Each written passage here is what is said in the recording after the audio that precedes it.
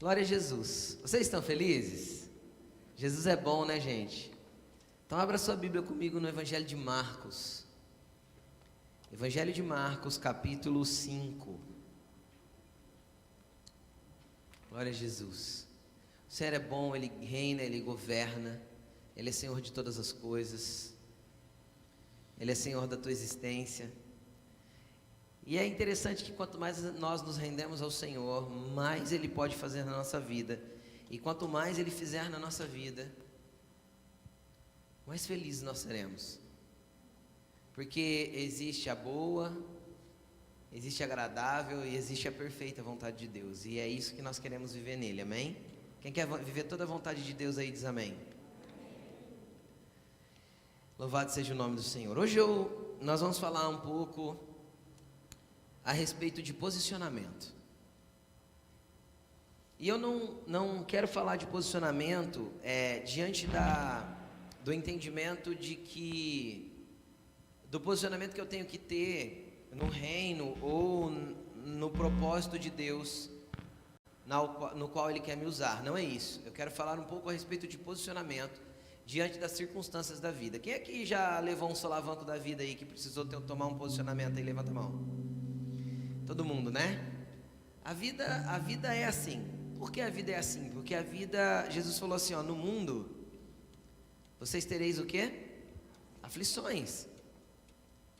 Mas não turbe o vosso coração, eu venci o mundo. Em outro texto ele disse assim, olha, eu deixo a minha paz eu dou. E eu não dou a minha paz como o mundo dá. Por quê? Porque a paz do mundo é circunstancial. A paz do mundo depende de alguma coisa. A paz que o contexto do cosmos, o contexto da vida dá conforme aquilo que eu estou vivendo, eu digo se eu estou em paz ou não estou em paz.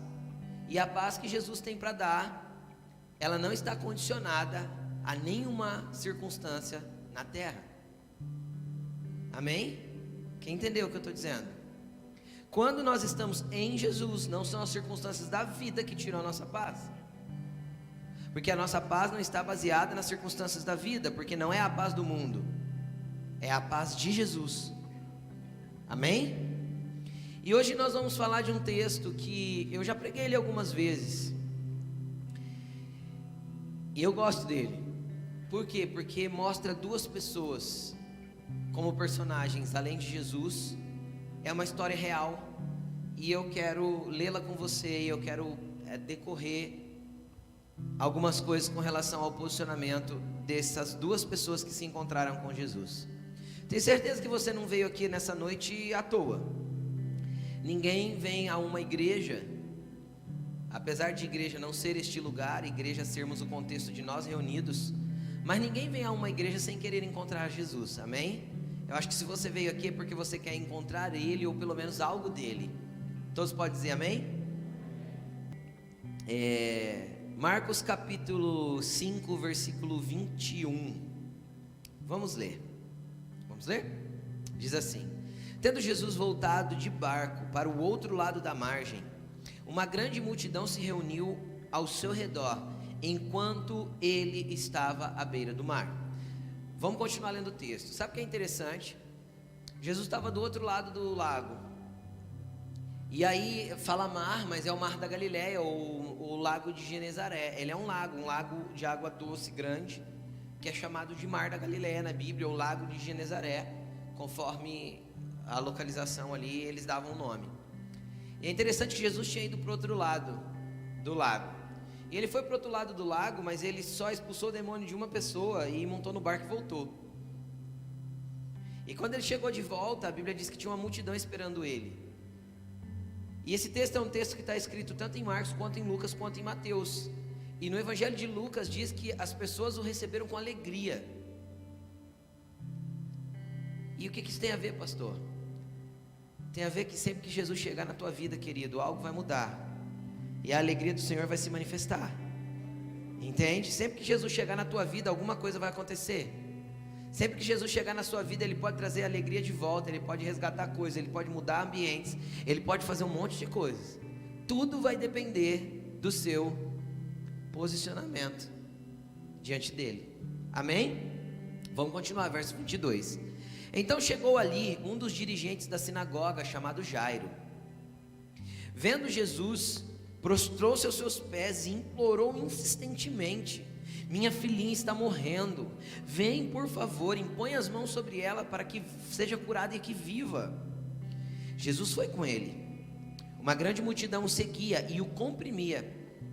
E estava ali, no meio da multidão, uma certa mulher que havia 12 anos vinha sofrendo de uma hemorragia. Ela padecera muito sob o cuidado de vários médicos e gastara tudo o que tinha. Quanto ela gastou? Tudo. Sabe o que significa a palavra tudo no grego aqui, que foi escrito a língua da Bíblia? Tudo. É literalmente isso que significa. Quanto ela gastou? Tudo. Não lhe restou nada, não lhe sobrou nada. Vamos continuar. Perdi. 27. Gastando tudo o que tinha, mas em vez de melhorar, ela piorava.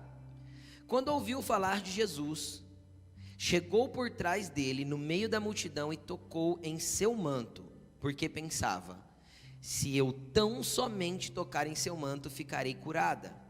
Imediatamente cessou a sua hemorragia, e ela sentiu em seu corpo que estava livre do seu sofrimento. No mesmo instante, Jesus percebeu que dele havia saído poder. Virou-se para a multidão e perguntou: quem tocou no meu manto? Responderam seus discípulos: vês, a multidão aglomera ao teu redor e ainda perguntas: quem tocou em mim? E é interessante que, dá uma pausa na leitura, é interessante que Jesus recebe um toque, e esse toque não é comum. Não foi um toque como o resto das pessoas que o receberam com alegria. Foi um toque baseado em um posicionamento específico, que a gente vai ver daqui a pouco. E aí é interessante que ele para. Quando ele recebe esse toque, ele para e ele pergunta: quem tocou em mim? E os discípulos que estavam em volta, né? Se fosse nos nossos dias, onde as pessoas não têm reverência nem respeito por aqueles que são líderes, falavam assim: tá tirando, né, Jesus? Tá tirando, né? Todo mundo te apertando, você vai falar quem te tocou? Os discípulos olharam para ele e falaram: mestre, tá todo mundo te apertando. Tipo assim, foi uns 30 que te tocou. Jesus não estava falando desse toque. Jesus estava falando de um toque específico. Amém? Que extraiu dele aquilo que era necessário ser extraído. Vamos continuar. E então, versículo 33. Mas Jesus continuou, 32. Mas Jesus continuou olhando ao seu redor para ver quem tinha feito aquilo. Então a mulher, sabendo o que tinha acontecido, aproximou-se, prostrou-se aos seus pés, tremendo de medo, e contou-lhe toda a verdade. Então ele disse: filha, a tua fé a curou, vá em paz e fique livre do seu sofrimento. Enquanto Jesus ainda estava falando com a mulher, é óbvio, chegaram algumas pessoas da casa de Jairo, o Jairo que tinha chamado ele por causa da filhinha, o dirigente da sinagoga, e disseram para ele: sua filha morreu, não precisa mais incomodar o mestre. Não fazendo caso do que eles disseram, Jesus não fez caso da notícia ruim que chegou. Você entendeu o que está escrito aqui? Chegou a notícia ruim, sim ou não? Muito ruim. Sim? Uma menina de 12 anos. Muito ruim a notícia. Jesus não fez caso da notícia ruim. Não fazendo caso do que lhes disseram, Jesus disse ao dirigente da sinagoga: não tenha medo, tão somente creia. E não deixou ninguém segui-lo, senão Pedro, Tiago e João, irmão de Tiago. Quando chegaram à casa do dirigente da sinagoga, Jesus viu o alvoroço, com gente chorando e se lamentando em alta voz. Então ele entrou e lhes disse: por que todo esse alvoroço e lamento? A criança não está morta, mas dorme. Mas todos começaram a rir de Jesus. Ele, porém, ordenou que saíssem. Tomou consigo o pai e a mãe da criança e os discípulos que estavam com ele, e entrou onde se encontrava a criança. Tomou pela mão, tomou-a pela mão e lhe disse: Talita cumi, é uma palavra hebraica que significa: menina, eu lhe ordeno, levante-se. Imediatamente a menina, que tinha 12 anos de idade, levantou-se e começou a andar, e isso os deixou atônitos. Amém? Preste atenção aqui em mim. Aqui nós temos dois personagens centrais, e eu quero começar falando a respeito de como Jesus vê as pessoas. Nós temos duas figuras centrais além de Jesus, ok? Que orbitam ao redor da história aí junto com Jesus. A primeira é um homem chamado Jairo, chefe da sinagoga. E deixa eu te explicar o que é isso. O que era a sinagoga? No judaísmo, religião que governava ali, religião que, não é que governava era o Império Romano. Religião que dominava o ambiente judaico nos dias de Jesus era o judaísmo. Era aquilo que eles seguiam das leis de Moisés lá no Sinai. E aí eles tinham um único templo e não podia ter outro. O templo era o de Jerusalém. Só que eles desenvolveram pequenas igrejas locais, pequenos lugares de reunião do judaísmo chamados sinagogas. Tem até hoje, para o mundo todo tem sinagoga. E era um lugar onde eles se reuniam para ler as escrituras, para aprender sobre a lei, para fazer suas orações. Era uma igreja local, amém? Era uma igreja e ali tinha um dirigente, se fôssemos trazer para o contexto de hoje, um pastor, um líder, uma pessoa ali. Só que quando nós falamos de um chefe de uma sinagoga, eu quero tentar trazer o contexto para você entender o nível de importância que esse cara tinha, o nível de importância que um chefe de sinagoga tinha. E eu quero ler com você algo que eu fui pesquisar a respeito do que significava ser um chefe de sinagoga. Eu vou pedir para a Isa colocar no telão para mim. Eu pedi para ela deixar escrito para vocês acompanharem com mais facilidade. Coloca aí para mim, Isa. Vamos lá. Eu sei que às vezes nem todos enxergam porque a letra está pequena, mas vamos lá. O chefe de sinagoga no tempo de Jesus era um fariseu instruído na lei e na interpretação da lei, e que dirigia o funcionamento das orações e serviços sinagogais exigidos pelo judaísmo. Primeira coisa que nós temos que entender, ele era um fariseu. E a gente pensa que fariseu está relacionado à hipocrisia. Quem já pensou assim? Quem não é. É porque infelizmente a maioria dos fariseus eram hipócritas. O próprio Jesus denuncia isso. Ele fala fariseu, Mateus 23. Mateus 23 é uma denúncia, o Mateus 23 inteiro é Jesus denunciando a hipocrisia dos fariseus e dos mestres da lei. O que era o farisaísmo? Era um título de estudo. Quando se estudava na lei e se tornava apto nela, você recebia uma nomenclatura, fariseu. Quem que era o fariseu? Era um cara estudado na lei. Então a primeira coisa, um chefe de sinagoga tinha que ser estudado, ok? Se ele não fosse fariseu, ele não podia ser chefe de sinagoga. Então, se ele não fosse estudado, dentro do contexto das leis ali judaicas, ele não poderia ser chefe de sinagoga. Continuando. Assim, entendemos as competências do chefe da sinagoga. Estas eram a presidência da assembleia, ou seja, de quando eles se reuniam, a interpretação da lei, que aconteciam no dia do sábado. Era o chefe da sinagoga que decidia sobre as questões legais, preste atenção nisso, administrando e julgando os fatos controvertidos com justiça. Era ele que abençoava os casamentos e também que tinha poder para decretar divórcios. Tem mais um pedaço.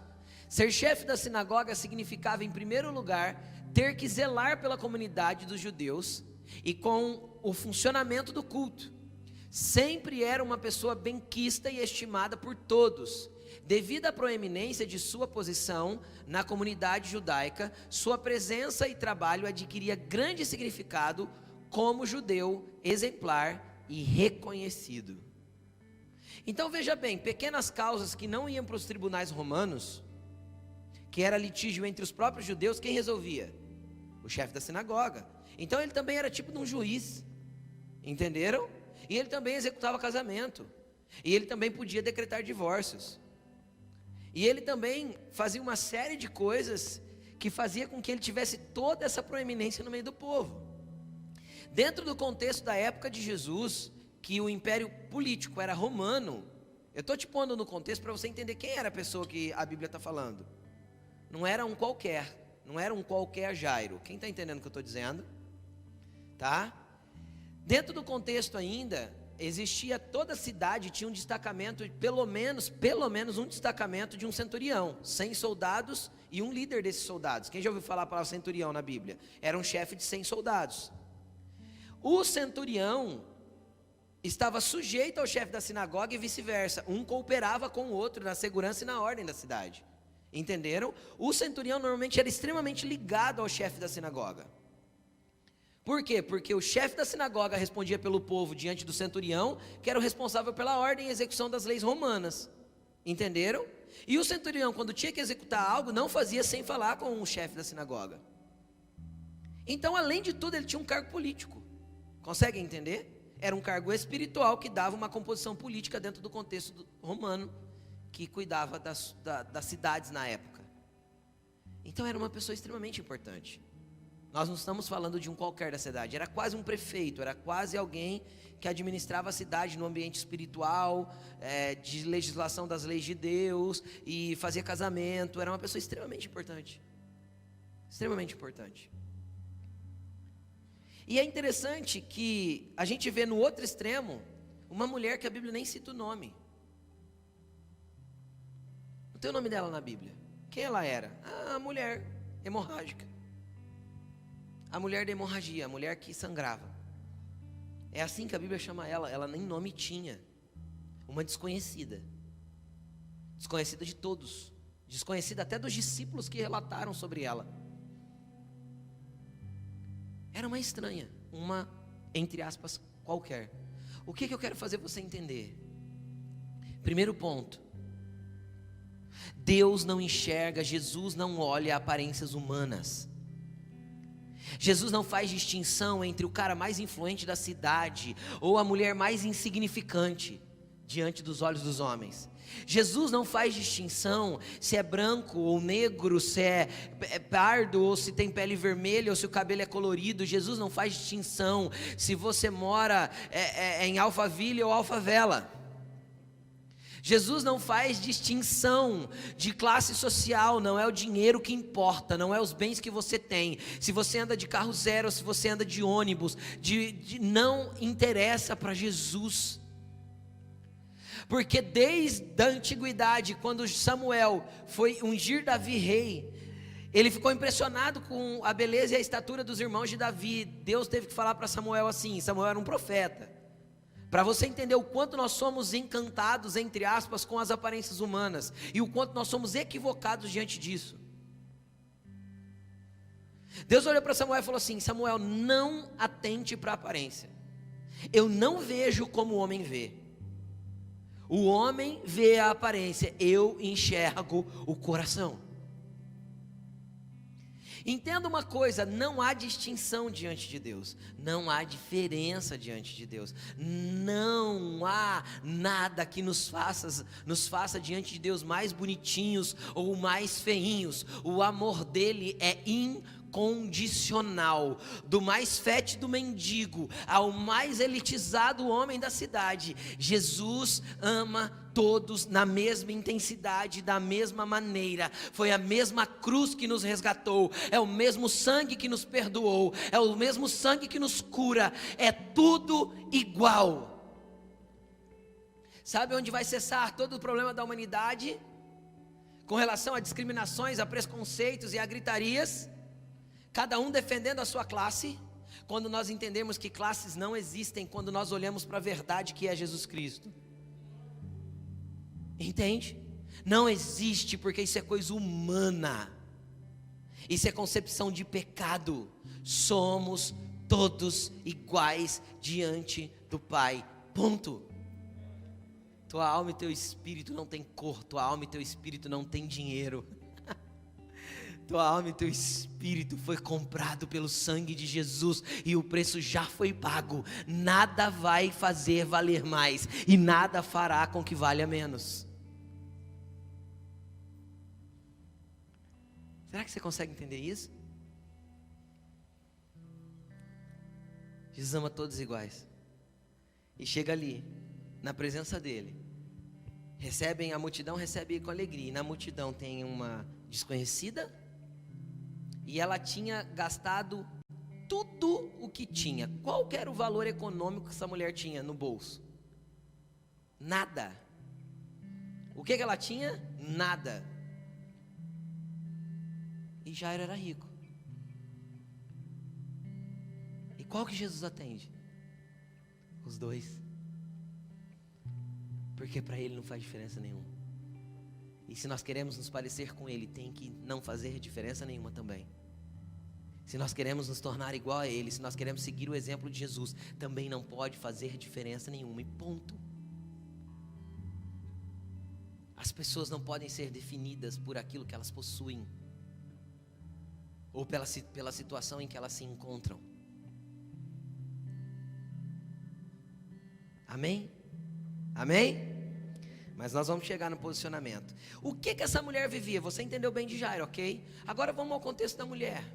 Pastor, quem era a mulher? A mulher era uma estranha, você já entendeu? A mulher sofria de uma hemorragia por 12 anos.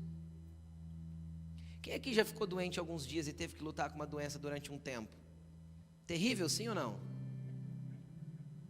Eu não estou falando de dias.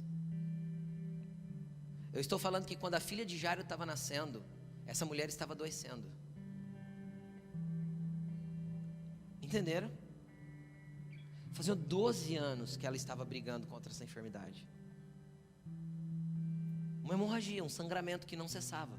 Agora deixa eu te colocar o contexto espiritual dessa mulher. Ela estava impedida de entrar no templo ou em qualquer sinagoga, porque uma mulher durante seu fluxo menstrual não podia entrar, ela tinha fluxo constante. A lei proibia ela de entrar em qualquer assembleia que estivesse adorando a Deus. Então ela estava proibida.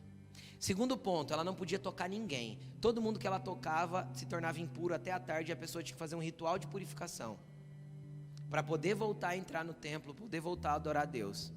Então era uma pessoa que todo mundo se esquivava dela. É a mesma coisa que hoje, se você soubesse que a pessoa está com Covid. É a mesma coisa. Eu não tem como. Eu vou desenhar porque era assim que o judeu tratava. A pessoa está impura, fica longe de mim porque eu não vou me contaminar. Esse negócio de se tornar impuro era tão sério, só para vocês terem uma ideia, que quando uma pessoa morria, só os parentes tocavam no corpo. Porque qualquer outro que tocasse no corpo se tornava impuro e tinha que fazer um ritual de purificação no final da tarde. Ninguém queria fazer isso. Entendeu? Então era a mesma essência do que você souber que uma pessoa está com Covid hoje. Você dá 5 passos para trás e fala, fica longe, por favor. Era assim que essa mulher vivia, há 12 anos. 12 anos. Na cadeira que ela sentava, ninguém podia sentar. Os utensílios de casa que ela tocava, ninguém podia tocar. Relacionamento sexual ela não podia ter. A cama que ela dormia, ninguém podia deitar, e nem tocar na cama, e nem sentar na cama. E impedida de estar na presença de Deus. Essa era a situação dela. E dinheiro? Zero. Acabou, tudo que tinha. Essa era a situação dessa mulher. Só que aí ela ouve falar de Jesus. E aí eu quero começar a falar do posicionamento dessa mulher primeiro. A primeira coisa que nós temos que entender: se essa mulher fazia 12 anos que ela sangrava, indiscutivelmente ela era anêmica. Muito anêmica. Sim ou não? Sim. Não tinha reposição de ferro. Não tinha Noripurum para tomar. Entendeu? 12 anos de sangramento. Extremamente anêmica, fraca. E mais uma coisa, ela não podia entrar na multidão. Por quê? Porque se descobrissem que ela estava avançando na multidão para tentar chegar em Jesus, cada um que ela tinha tocado, ela tornava impuro. Automaticamente a multidão podia se revoltar contra ela, ela podia ser morta apedrejada, porque ela saiu imundiçando todo mundo. Esse era o contexto dela, mas deixa eu te explicar uma coisa. Ela não parou no contexto, ela não parou na situação, ela não parou na doença, ela não parou na fraqueza. Por quê? Porque ela tinha um posicionamento diante daquilo que ela cria. Ou nós caminhamos com uma base sólida a partir daquilo que cremos, ou qualquer circunstância na vida vai nos parar. E eu estou pregando isso para a geração mais mimimi que já nasceu sobre o planeta Terra. A geração que mais se ofende com qualquer coisa, com qualquer palavra é colocado para baixo. Qualquer tipo de conversa que a pessoa não gostou, ela já fica bicudinha e já fica revoltadinha. Então, se as circunstâncias da vida nos param, ainda a gente não entendeu a caminho de quem a gente está indo, em direção de quem a gente está avançando, para encontrar quem a gente está indo. Aquela mulher não parou na fraqueza. Agora eu fico imaginando, quem aqui já teve a oportunidade de enfrentar uma multidão para tentar chegar em um lugar? Eu já. Nunca, gente. Vocês nunca foram por exemplo, vou dar um exemplo, num show, e você quer chegar lá no parapeito. Cara, vai tentar entrar. Para sair do fundo e chegar no parapeito demora horas às vezes, porque você tem que ir esbarrando, empurrando, pedindo licença. E isso precisa de energia, e isso é o que aquela mulher não tinha. Ela teve que romper, primeiro a multidão, ela teve que romper o medo. Por que o medo, pastor? Porque se alguém descobrisse que ela estava em sangramento, ela corria o risco de ser apedrejada. Tanto que quando ela toca em Jesus e o poder sai, ela sente que o corpo dela mexeu. Quando Jesus para, a Bíblia diz que ele começa a procurar quem tocou ele, não é isso que nós lemos? E aí ela vem, se prostra aos pés dele, tremendo de medo, a Bíblia diz. Porque do mesmo jeito que a virtude saiu para curar, das mãos do cara que estava do lado de Jesus, poderia sair a primeira pedra para condená-la. Você entende que Jairo estava do lado de Jesus? O cara que poderia decretar a morte dela estava do lado de Jesus. Ela não ligou. Não é que ela não ligou, ela ligou. Ela pôs tudo em questionamento. Mas ela entendeu que ela tinha que tocar em alguém que poderia fazer alguma coisa por ela. Agora eu quero levantar essa pergunta: o que tem nos parado? O que barra a sua fé? Qual que é o medo que te trava? O que te faz desistir de continuar avançando? O que te faz parar de vir na igreja? O que te faz parar de orar? O que te faz parar de ler a Bíblia? Cara, é o teu posicionamento de continuidade diante de toda e qualquer circunstância da vida que vai fazer a diferença entre aquele que recebe de Jesus o que ele tem para dar, ou melhor, aquele que tira de Jesus aquilo que ele quer liberar sobre a nossa vida, e aquele que vive o seu cristianismo como se fosse um mero ato de religiosidade. Sabe o que é o problema dos nossos dias? Dos nossos dias, não que isso é muito velho, isso é muito velho. Nós transformamos Jesus num acessório religioso. Pastor, por que um acessório religioso? Porque é igual um pé de coelho, um trevo de 4 folhas, o incenso que eu chacoalho na casa. É um ser místico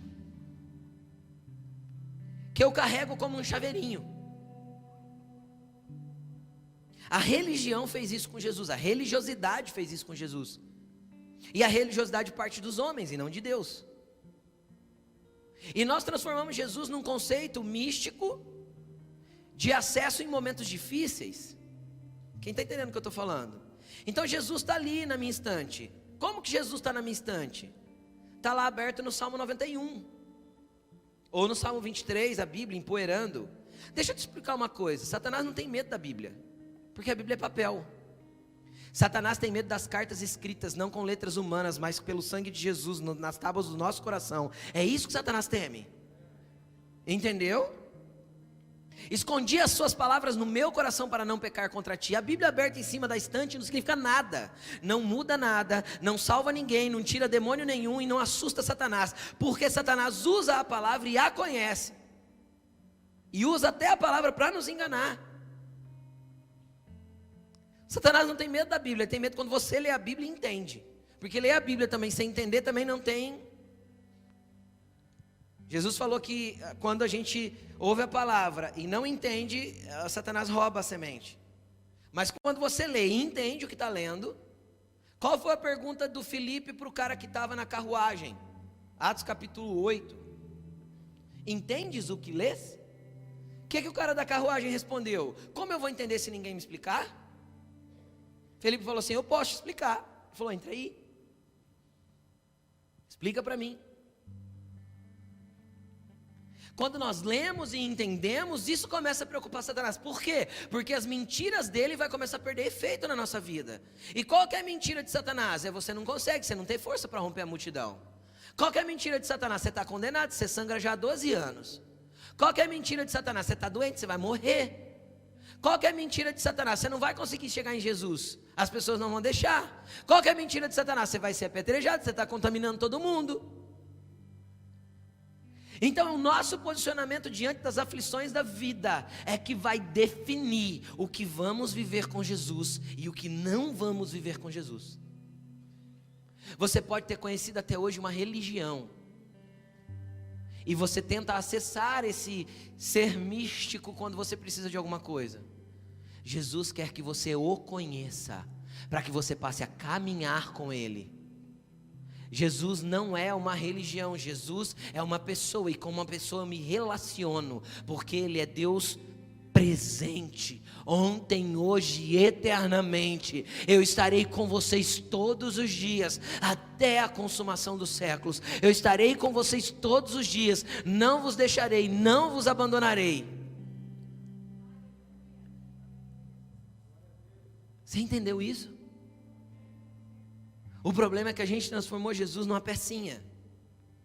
Eu vou vivendo a vida, e vou deixando a vida me conduzir, e vai chegar um dado momento que alguma coisa na vida vai dar errado. Eu sou evangélico, então agora eu vou fazer campanha, porque afinal eu preciso mover de alguma forma esse ser místico para fazer alguma coisa por mim. Campanha não move o braço de Deus não, querido. Posicionamento move. Mais poderoso do que qualquer campanha é você ser posicionado constantemente e diariamente. Faz quantas campanhas você quiser, e você pode ir cheio de campanha para o inferno. Chega lá com todos os diplomas de campanha que você tiver. Satanás não vai ter medo das campanhas, porque a campanha foi feita para você, e Jesus quer você. Só que você não quer Jesus, você quer o que Ele pode fazer. Entenderam? Então Jesus não é esse pingente que eu carrego e que no momento que eu preciso eu aciono.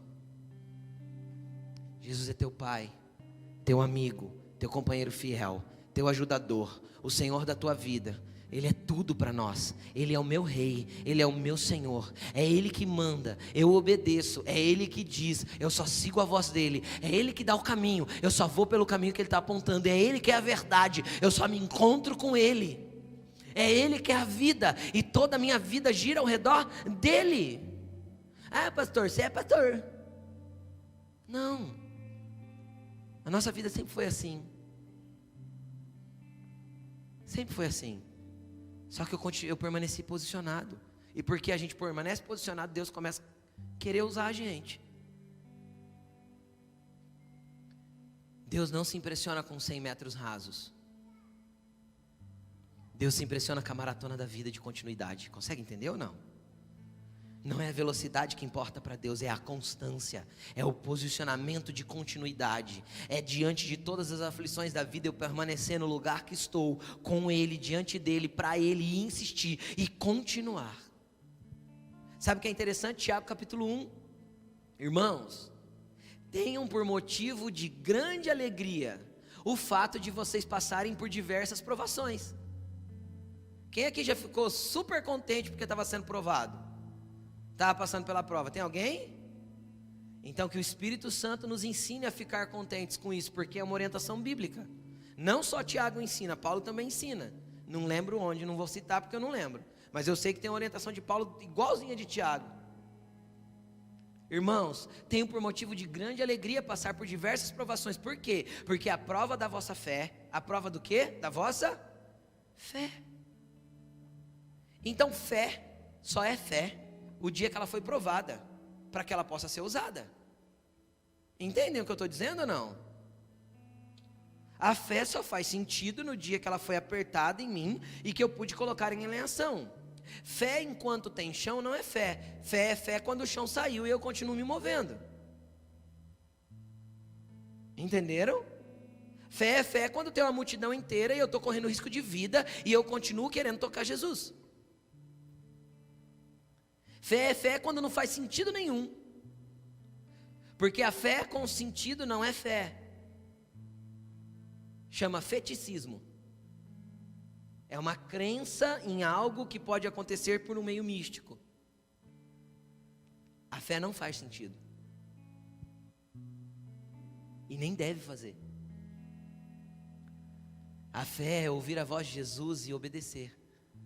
A fé é saber que no manto de Jesus eu posso ser curado. Eu não preciso nem falar com Ele. E o que essa mulher tinha para oferecer para Jesus? Nada, porque Jesus não pede nada em troca. Ele já fez tudo por nós na cruz. Nada, porque Jesus não pede nada em troca. Ele só quer a tua vida. Entendeu? Não tem a ver com uma barganha. Não tem a ver com dê que Deus te devolverá. Porque nada eu posso dar para Deus. Afinal, tudo que eu tenho é dele. Entende?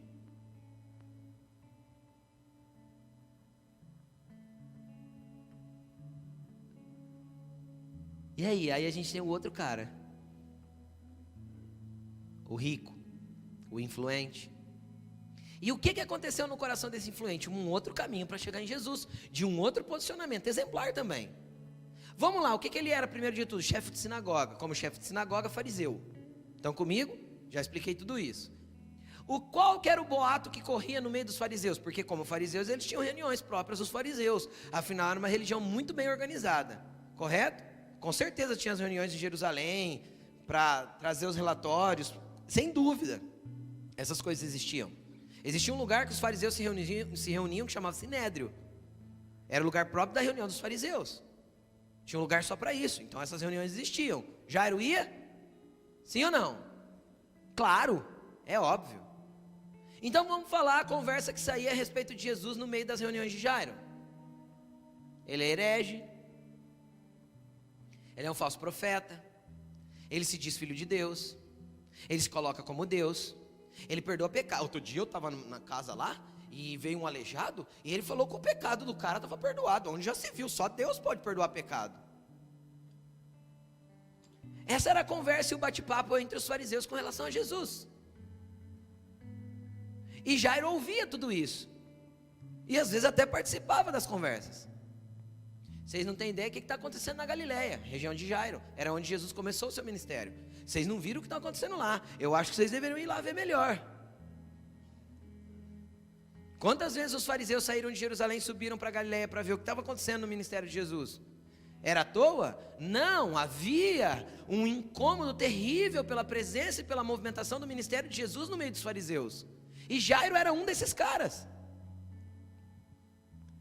Só que aí, cara, chegou um momento na vida de Jairo que ou ele se rendia, ou ele se dobrava, ou ele abaixava a bola, ou ele se rendia à autoridade, ao governo de Jesus, ou ele ia ter que sepultar uma criança.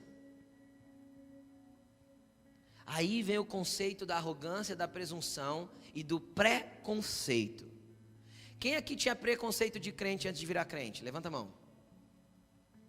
Pouco, hein? Seja sincero comigo, gente. Quem aqui pensava ruim de crente antes de virar crente? Levanta a mão. Um monte de gente pensa ruim de crente. Pensa ruim de pastor. Até conhecer Jesus. A hora que conhece Jesus, fala assim: uau, eu não quero largar esse negócio nunca mais. Porque a gente tem preconceitos. A aparência do homem faz muito sentido para nós e nenhum sentido para Jesus. E Jairo era lotado de preconceitos a respeito de Jesus. E aí eu fico imaginando como uma pessoa influente na cidade. Quantas pessoas não foi visitar a filha de Jairo doente e falou assim para ele: Jairo, cara, você viu o que Jesus está fazendo? Porque na tua concepção e na minha, Jesus é Deus, amém? Na concepção de Jairo, quem que ele era? Um homem, entende? Jairo, você viu o que o Jesus está fazendo, cara? Só que Jairo tinha um monte de informação a respeito de Jesus, um monte de informação equivocada. Quem aqui já conheceu uma pessoa e pensava uma coisa dessa pessoa e depois que você conheceu, você viu que a pessoa era completamente diferente? Todo mundo, todo mundo. Tem como. A gente conhece e vê que não tem nada a ver daquilo que você ouviu falar antes. Tudo que você tinha ouvido falar, faz sentido nenhum. Esse era Jairo. E aí eu fico imaginando Jairo conversando com a esposa falando assim: vai Jairo, fala com ele, quem sabe ele pode fazer alguma coisa pela nossa filha, chorando, aos prantos. Uma mãe, uma menina de 12 anos. E Jairo duro, ele é um herege. Ele se coloca na posição de Deus, onde já se viu. Cara, mas um dia Jairo teve que se posicionar. E tem um versículo que eu aprendi isso com o Vitor, que eu acho muito interessante o entendimento que ele teve. Não sei se foi ele que teve, se ele ouviu de alguém também. Tem um versículo que diz assim, ó, Jesus fala que ele é a rocha, e ele fala assim, ó: aquele que cai sobre essa rocha será despedaçado, mas sobre quem esta rocha cair virará pó. Jairo teve que virar pó. Consegue entender? Jairo teve que chegar num momento de chegarem nele e falar assim: a tua filha morreu. Cara, não existe notícia pior. Quem é pai e mãe sabe do que eu estou dizendo. Não existe notícia pior do que receber a notícia que uma criança de 12 anos morreu. Sim ou não?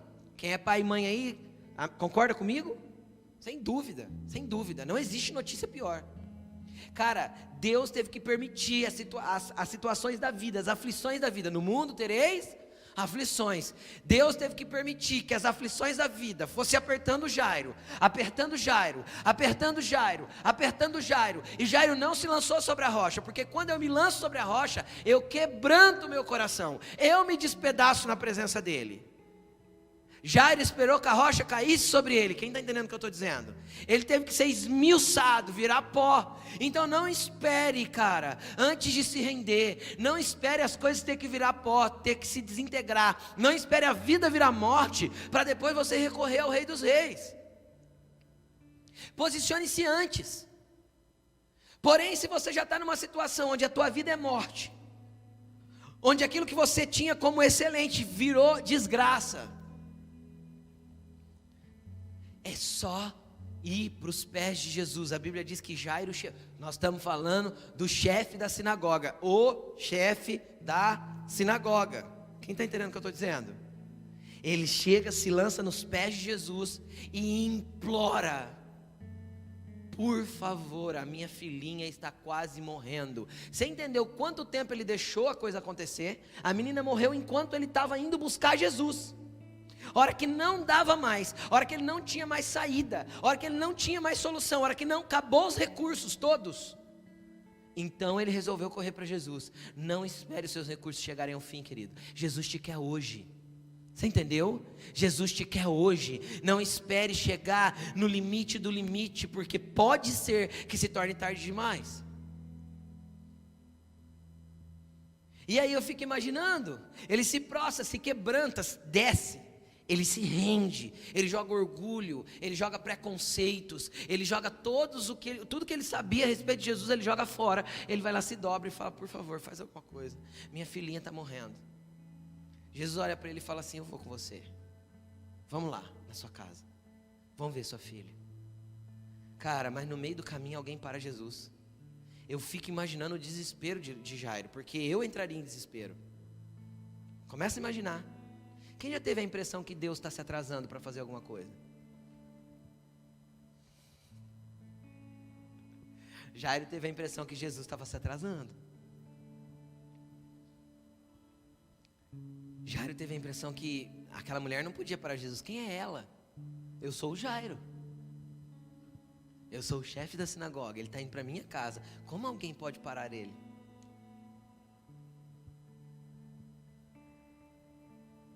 Porque quem subirá ao monte santo do Senhor, se não é aquele que é limpo de mão e puro de coração? O que eu preciso para entrar na sua presença? Ser puro de mão e limpo de coração. O que eu preciso para ser um libertador? O que aconteceu com Moisés lá quando a sarça ardeu lá, queimava, mas não se consumia? Quem lembra? Moisés põe a mão no seu peito, aí ele tira a mão está leprosa, porque o coração de Moisés era ruim. Então a verdade do coração dele se manifestaria nas ações. Consegue entender? Então Deus fala para ele, então vai Moisés, põe de novo. E quando ele põe de novo e tira, então a mão sai limpa, porque Deus naquele momento purifica o coração de Moisés para que ele pudesse ir para o Egito. Mas quando ele saísse do Egito, as ações dele não fizessem ele dominar sobre o povo, mas fizessem ele liderar o povo para um lugar em Deus. Entenderam? Então Deus quer um coração puro, Deus quer um coração sensível, Deus quer ações limpas, Deus quer posicionamento correto diante de todas as circunstâncias da vida. Pastor, como eu vou saber que posicionamento eu tenho que ter em cada situação que a vida me colocar? Primeiro passo, você tem que ter um relacionamento com Jesus. Pastor, como eu faço para me relacionar com Jesus? Primeira coisa, oração. Oração é diálogo, não monólogo. Então você fala e Jesus responde. 1, 2, 3. Você fala e Jesus? Isso. Pastor, eu não ouço Jesus. Às vezes porque a sua oração fala tanto que você não dá tempo para ele falar. Você entra no quarto já com tudo decorado e você fala. E não espera ele responder. Pastor, eu entro no quarto, eu falo 3 minutos com Jesus e eu não tenho mais nada para falar. Quem já passou por isso? Todo mundo, gente. O que eu faço? Na hora que acabar as palavras, fala para ele sim, igual Samuel falou. Pode falar que o teu servo ouve. Eis-me aqui, Senhor, eu estou aqui para te ouvir. Pastor, e se ele não falar? Volta no outro dia. E volta no outro dia de novo. E no outro de novo. E de novo. Aí abre a Bíblia, porque na Bíblia ele já falou, então já está escrito. E leia. Pastor, eu leio a Bíblia, pastor. Não entendo nada. Quem já leu a Bíblia e não entendeu nada, levanta a mão. Todo mundo, tá vendo? Você não é ET porque está acontecendo. E o que você faz? Continua lendo a Bíblia. E lendo a Bíblia. E aí você vai falar assim, Espírito Santo, eu sei que foi o Senhor que inspirou todas essas palavras a serem escritas. E eu sei que você está aqui, dentro de mim. Vem ler comigo. Então aí, de repente, aquilo que você não entendia passa a fazer sentido. E quanto você vai se manter posicionado nisso? De hoje até o dia que o fôlego de vida sair das suas narinas e você for levado para a eternidade com Jesus. Porque é o teu posicionamento, é a tua continuidade, é o teu avanço que vai fazer você viver tudo o que Jesus tem para você. E continua, e insiste, e ora, e lê, e busca, e aprende, e se desenvolve em Deus. Pastor, eu não tenho tempo para orar. Mentira. Pega o relatório semanal do seu celular e vê quanto tempo você gasta nele, que você vai ver que sobra tempo de oração. É que você não prioriza, porque eu só priorizo aquilo que eu valorizo. Quem aqui ama Jesus, fala amém, levanta a mão. Sabe como se soletra amor? A Laine falou isso numa live, não falou? Eu falei para ela, fala isso. TEMPO. Ninguém dedica amor sem tempo.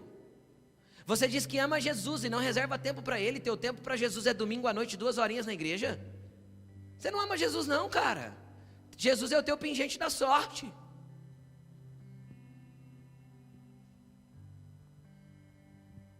É tempo que vai demonstrar o meu amor. Fala para tua namorada que você ama ela e vê ela 2 horinhas por semana. Vê o que ela te responde. Se para ela estiver tudo bem, então para Jesus deve estar bom também. Fala para tua esposa que você ama ela, ou para o seu marido que você ama ele, mas dedica 2 horinhas só para ele por semana. Vai dar certo? Tem casamento que subsiste assim? Seja sincero. Tem namoro que dá certo assim? E por que o meu relacionamento com Jesus teria que dar certo desse jeito? Mas pastor, sabe, eu vou andando e vou orando, eu vou fazendo as coisas e posso fazer isso, pastor? Claro. Só que você tem que entender a diferença muito grande que há entre vida no Espírito, que é esse movimento de oração, de você estar trabalhando e orando, de você estar dirigindo e orando, de você estar fazendo um esporte e orando, de você estar fazendo outras coisas com as mãos que não exigem aí da sua mente, né? Porque fazer alguma coisa com a mente e orar já não é possível. Homem pelo menos não consegue. Mulher é esquisita, né? Consegue fazer um monte de coisa de uma vez. O homem não consegue. O homem ou faz uma coisa ou faz outra. Não é a gente, não é? Homem é assim. Homem, se a gente está assistindo televisão, o que a gente está fazendo? Assistindo televisão. Se alguém fala aqui do lado, o que a gente escuta? Não é assim? Aí a gente pausa a televisão ou abaixa o volume e olha e fala assim: o que você falou? E elas ficam bravas com a gente. Vou ter que repetir. Claro, a gente estava em outro lugar, gente. É uma coisa de cada vez, calma. Assim são os homens. Concordam, homens? Sim, né? A mulher já não. A mulher já é tudo interligado, né? Ela lava a louça, faz a comida, cuida do filho e a máquina está batendo a roupa ao mesmo tempo. Não é de Deus isso não. Para elas é, para nós não. É. A gente não, é uma coisa de cada vez. A hora que eu acabar aqui eu faço lá. Né? Mas voltando para o assunto que a gente estava, que eu já me perdi do assunto que eu estava falando. Do amor, da oração. E aí o que acontece? Eu posso estar fazendo uma coisa e estar orando. Claro, eu posso viajar falando com Deus. E Deus pode visitar eu no carro? Pode, já me visitou. Muitas vezes, quando eu viajava muito a trabalho. Deus pode te visitar lavando louça. Esses dias atrás eu tive uma das maiores experiências da minha vida. Comecei a lavar louça para a Alaine lá. Não, para nós, né? Que nós usamos louça também, né? Não é para a Alaine. Lava louça. Eu lavo louça sempre, gente. Verdade. Eu prefiro lavar louça do que limpar chão. Então deixa a louça comigo, eu falo para ela. E aí eu estava lavando louça. Eu comecei a lavar louça num sábado de manhã. Foi num sábado de manhã, né? Foi. Num sábado de manhã, meu Deus do céu. Jesus chegou lá na pia, filho. Pegou as lágrimas começaram a cair dentro da pia. Eu tive que parar, larguei a louça na metade. Foi muito poderoso. Então, isso pode acontecer? Pode. Mas entenda uma coisa. Entenda a diferença do que é relacionamento, do que é intimidade, do que é conhecer. Qual que é a palavra bíblica que é usada para identificar relacionamento íntimo? Conhecer. Não é isso? Então fulano se casou e conheceu a sua esposa. O que isso significa? Conheceu intimamente. Amém? Estão entendendo o que eu estou dizendo? Existe uma diferença grande. Então quando a gente fala assim, eu conheço Jesus. Será que você conhece ou será que você ouviu falar? Você conhece pelas suas experiências ou pelos dos outros? É pela experiência de Jairo que você conhece Jesus? Ou pela sua experiência que você conhece Jesus? Não, pastor, eu nunca tive uma experiência com Jesus. Posicionamento. Eu posso andar o dia inteiro com a Laine, a gente pode fazer um monte de coisa juntos. A gente esteve juntos o dia inteiro? Sim ou não? Sim. A gente conversou o dia inteiro? Sim. A gente pode ter trocado alguns carinhos durante o dia? Sim. É o mesmo que eu entrar no quarto e fechar a porta para ter um secreto com ela? Não. Não é. Assim é com Jesus. Agora deixa eu te explicar uma coisa. É só no secreto que se gera coisas com Jesus. Porque é só no secreto que eu posso conceber coisas para aquilo que Deus quer que eu manifeste.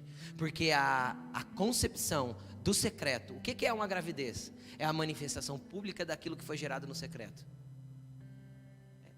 É ou não é? O que é uma gravidez? É uma manifestação pública? Alguém consegue tampar a barriga? Quando a mulher está até envergada, né? Nos últimos dias anda até assim, não anda? Alguém consegue tampar uma barriga dessa? Não tampa, não esconde, não tem como. A gravidez é uma manifestação pública de algo que aconteceu na intimidade. Sabe o que você vai gerar para Jesus? Sabe o que vai sair de você? Sabe aquilo que vai brotar de você e vai abençoar as pessoas? Sabe aquilo que vai sair para fora e vai tocar o coração das pessoas? Só pode ser gerado no ambiente de intimidade. O bate-papo com Jesus durante o dia não vai gerar isso. Entendeu? Mas quando você vai para o secreto, Deus pode colocar dentro de você coisas que abençoará nações. Mas é só o posicionamento de continuidade que vai fazer a sua vida ser transformada. É só você pegando a sua fé e exercitando ela. Quando não tiver chão para pisar, quando não tiver lugar nenhum para sustentar a tua fé, quando não tiver onde se agarrar. E deixa eu te explicar mais uma coisa. A nossa fé não é para fazer tudo o que a gente quer. A nossa fé é para nos manter em Jesus mesmo quando nada do que a gente quis aconteceu. Você entendeu o que eu disse? A minha fé, a sua fé não é para Jesus fazer o que a gente quer, porque aí ele seria mais um pingente religioso, que eu acesso na hora que eu preciso de alguma coisa. A nossa fé é para nos manter em Jesus, mesmo quando nada do que a gente quis aconteceu. Pastor, e por que não acontece? Por que Deus não faz? Porque às vezes não tem propósito que Deus faça, não tem nada a ver com o que Ele quer que você viva. E você está pedindo para viver uma coisa que não é para você. Se Ele é pai, Ele sabe o que é melhor. Quem aqui é filho? Levanta a mão. Todo mundo, gente, lógico. Você escutou dos seus pais mais sim ou mais não? Seja sincero. É 200 não para cada sim. Não é? Você que é pai, você cansa de dizer não. É ou não é, gente? É. Agora, se eu que sou humano sei dar boas coisas aos meus filhos, Jesus disse isso. Vocês que são homens conseguem dar boas coisas aos vossos filhos e boas coisas aos meus filhos demanda de um monte de não que eu tenho que dizer para eles? Porque eu receberia mais sim de Deus do que não, se Ele é um bom pai. Então vamos para a lógica. Deus vai dar mais não para a gente do que sim. E às vezes o não de Deus é simplesmente não te responder. Pastor, eu oro, Deus não responde. Já está na Bíblia, já está dito, já está explicado. Eu não preciso pedir explicação do que Deus já falou. Às vezes Ele é tão bom que explica de novo, né, nega? Ele explica e ainda dá referência bíblica ainda. Não é, Ele explica e ainda fala assim, lê lá em tal lugar e te faz lembrar do texto. Tipo assim, já estava falado, mas estou te explicando de novo. E quem não conhece a Bíblia? Quem não conhece a Bíblia não tem um monte de resposta mesmo, porque já está respondido. Então você vai ficar no vácuo um monte de vezes, se você não conhece a palavra de Deus. Um monte de vezes você vai ficar no vácuo, esperando a resposta. Deus, manda uma luz. De repente cai da casa na tua cabeça, só para Ele falar, acorda.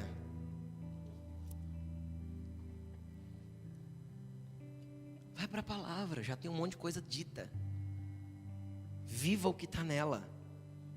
E aí você vai ouvir a voz de Deus concordando com tudo aquilo que está escrito. É assim.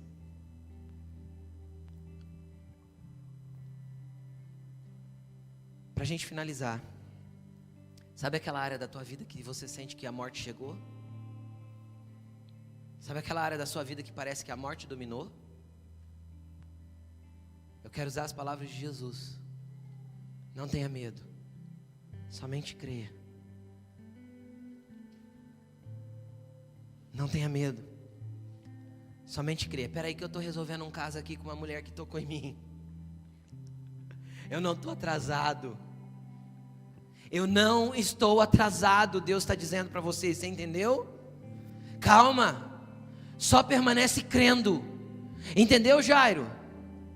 Não deixe de crer. Então Jairo até ali tinha aprendido a se rebaixar, mas ele ainda não tinha aprendido a ter fé.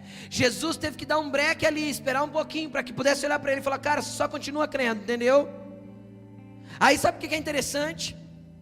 Jesus pega toda aquela multidão e fala assim, ó, agora parou, ficou todo mundo, não quero ninguém comigo. Ele olhou para os outros 9 discípulos, tinha 12, não era? Ele olhou para 9 dos discípulos e falou assim, galera, segura a multidão aí. Não é para vir ninguém comigo. Pedro, Tiago, João, por favor, vem interceder.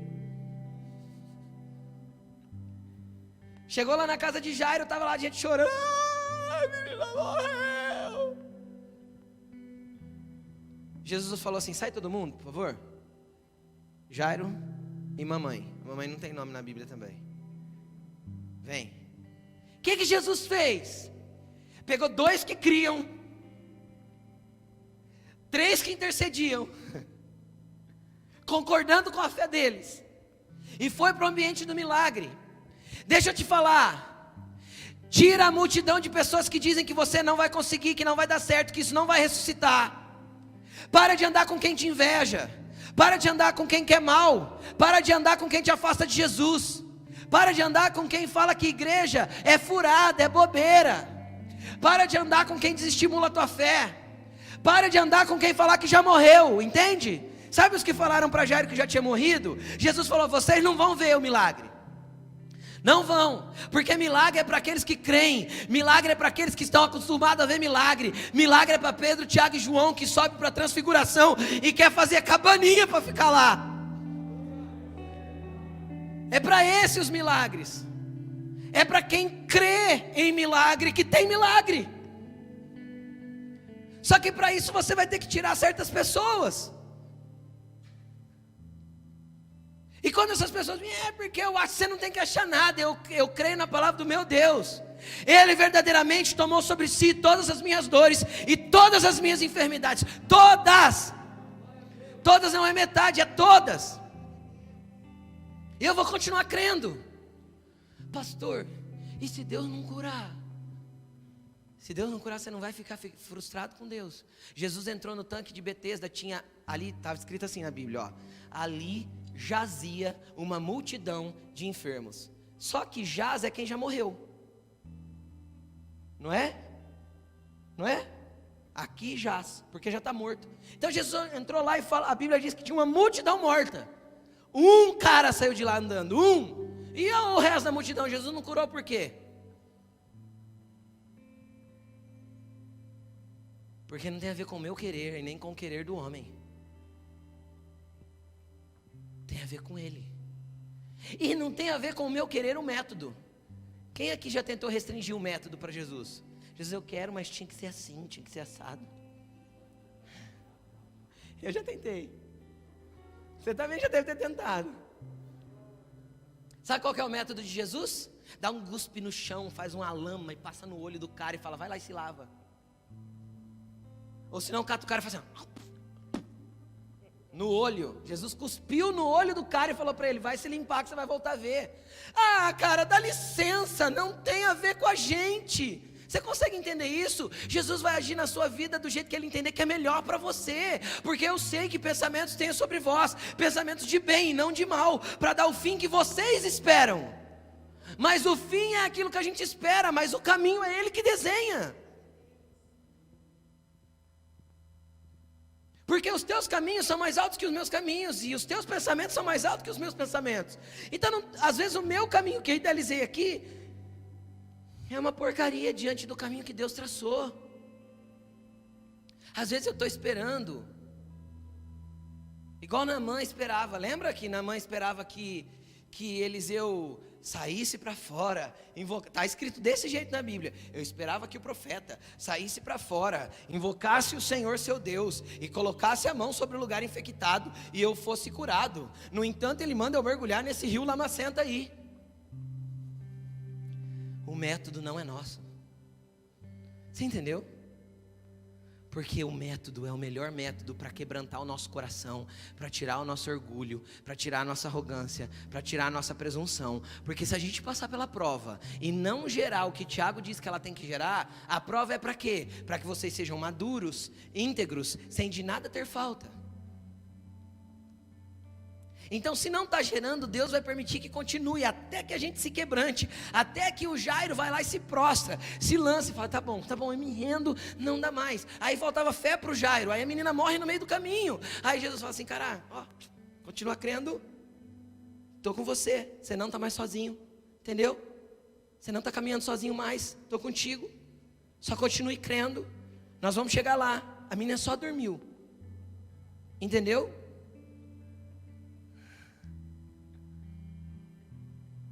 Coloque-se de pé. Jesus tem ambientes de morte para transformar em vida. Só que hoje você precisa deixar a multidão dos teus pensamentos que está dizendo que morte é morte. Você precisa tirar a multidão dos seus pensamentos que está dizendo que morreu tudo. Não, Jesus tem vida para gerar dentro de você. Jesus tem vida para gerar na tua família. Jesus tem vida para gerar na tua casa. Jesus tem vida para gerar na tua empresa. Jesus tem vida para gerar na tua vida.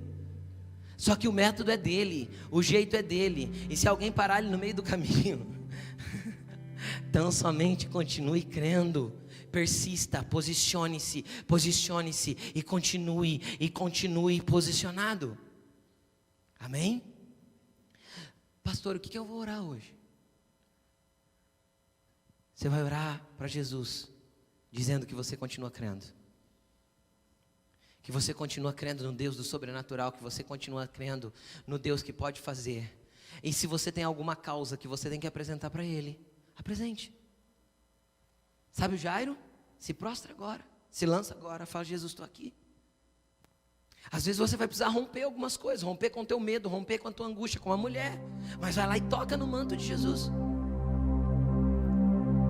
Posicionamento é a continuidade que vai mover Jesus até a sua casa, entendeu? Permaneça orando, permaneça lendo, permaneça sendo igreja, vindo à igreja, permaneça com Jesus, permaneça crendo, permaneça crendo. Feche os seus olhos e comece a falar: Senhor, eu preciso de mais fé. Se te falta fé, peça. Senhor, eu preciso do dom da fé. A fé é um dom espiritual, peça. Senhor, dá mais fé para nós. Dá mais fé para mim. Senhor, me quebranta, porque eu ainda sou orgulhoso. Eu acho que os meus conceitos religiosos vão resolver as coisas. Eu acho que o meu jeito de ver a situação vai resolver. Eu ainda sou igual a Jairo, eu sou presunçoso, orgulhoso. Acho que é os meus preconceitos de religiosidade que vão determinar como o Senhor vai agir. Então hoje eu estou aqui para me lançar nos seus pés e quebrar tudo isso. Eu não quero me mover do jeito que eu acho que deve. Eu quero me render à tua vontade. Eu quero me render às suas paradas no meio do caminho. Eu quero me render, Senhor, às suas palavras, para mim permanecer crendo, permanecer acreditando. Comece a falar com Jesus, querido. Comece a falar com Jesus. O Deus que faz o céu